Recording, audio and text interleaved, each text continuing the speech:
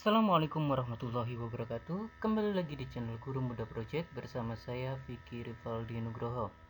Hari ini kita akan belajar mengenai materi sholat Jumat, materi untuk kelas 7 SMP kurikulum 13.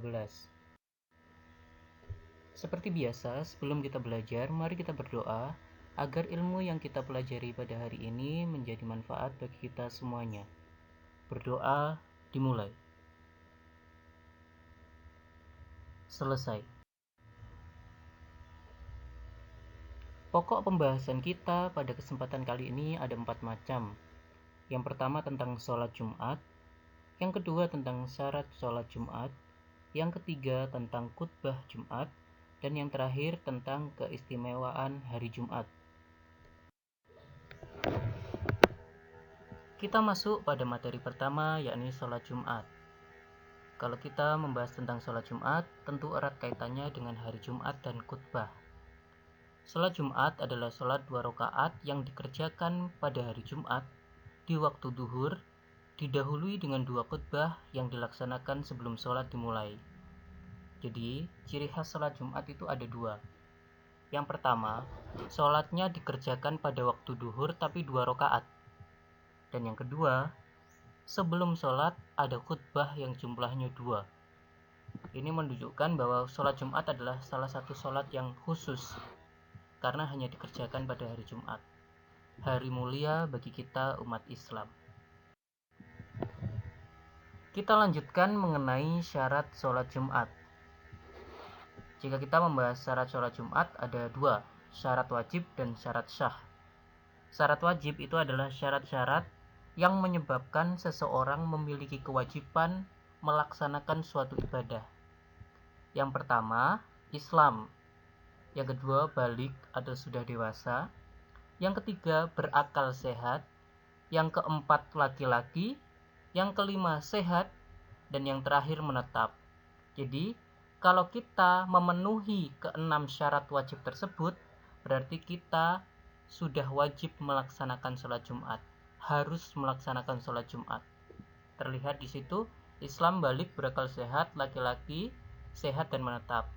Berakal sehat itu berarti sehat secara akalnya, artinya tidak gila.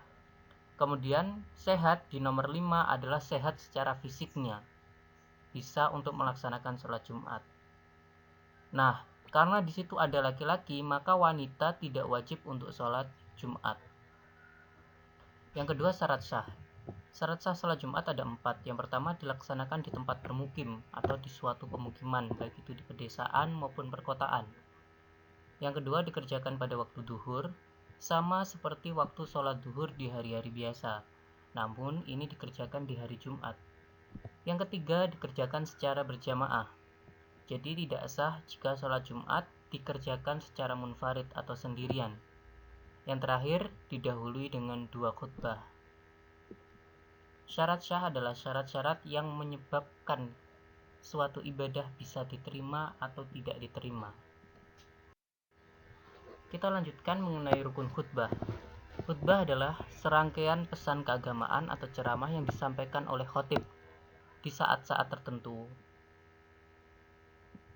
Rukun khutbah artinya adalah urutan yang harus dikerjakan selama khutbah. Yang pertama, pujian kepada Allah, minimal dengan ucapan Alhamdulillahirrabbilalamin.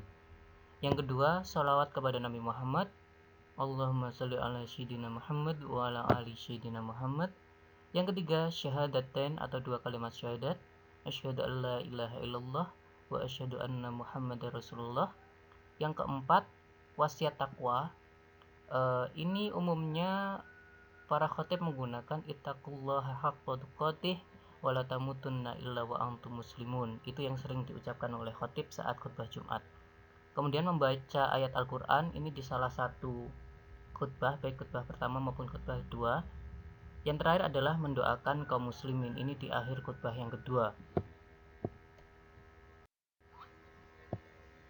Selanjutnya tentang syarat khutbah. Syarat khutbah adalah hal-hal yang menjadikan khutbah itu sah. Yang pertama, dikerjakan saat matahari condong ke barat atau sudah masuk waktu duhur. Jika belum masuk waktu duhur, maka khutbahnya tidak sah. Yang kedua, khatib berdiri bila mampu. Ini bila mampu. Jika tidak mampu, khatib boleh melaksanakan khutbah dengan duduk. Yang ketiga, duduk di antara dua khutbah. Ini sering kita lihat ketika khutbah pertama selesai, khatib kemudian duduk sejenak untuk istirahat dan berdiri lagi untuk khutbah yang kedua. Yang keempat, suara yang jelas dan keras karena khutbah ini berisi pesan keagamaan, wasiat, ceramah yang berhubungan dengan kebaikan, maka suara yang jelas dan keras ini penting untuk dikerjakan karena jamaah akan lebih jelas atau lebih mengerti jika suara yang diucapkan oleh khatib itu jelas dan keras terdengar. Yang keempat, berurutan di rukun-rukun tadi. Yang kelima, suci dari hadas dan najis. Ini khatibnya wajib suci dari hadas besar, hadas kecil maupun najis. Yang terakhir, khatib hendaknya menutup aurat. Kita lanjutkan ke sunnah khutbah. Sunnah itu hal-hal yang dianjurkan untuk dikerjakan saat khutbah berlangsung. Yang pertama, di atas mimbar. Khatib hendaknya mengambil tempat yang lebih tinggi daripada jamaah. Yang kedua, fasih, tenang, dan jelas. Ini penting karena khatib itu yang menyampaikan pesannya, maka khatib itu harus fasih, tenang, dan jelas dalam penyampaiannya. Yang ketiga, khatib menghadap ke jamaah. Yang keempat, khatib membaca salawat di antara dua khutbah. Di saat khatib duduk untuk istirahat tadi, khatib disunahkan untuk membaca salawat.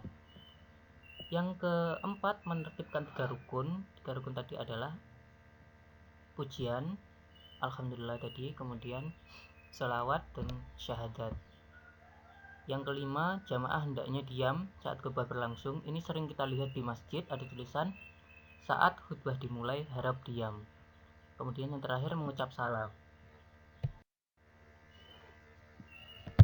Jika kita berbicara hari Jumat, tentu ada sunnah khusus di hari Jumat karena hari Jumat adalah hari yang mulia bagi kita umat Islam. Sunnah yang pertama atau yang dianjurkan saat hari Jumat adalah mandi. Mandi sebelum berangkat untuk sholat Jumat. Yang kedua, potong kuku. Ini untuk kebersihan badan, memotong kuku, mencukur kumis, dan merapikan rambut. Yang ketiga, pakaian terbaik. Pakaian terbaik ini bukan pakaian yang harus baru, tapi pakaian yang menutup aurat dengan sempurna. Yang keempat, bergegas. Bergegas di sini adalah bergegas menuju ke masjid saat waktu sholat Jumat itu dimulai. Jadi lebih cepat kita menuju masjid, pahala yang kita dapatkan semakin banyak.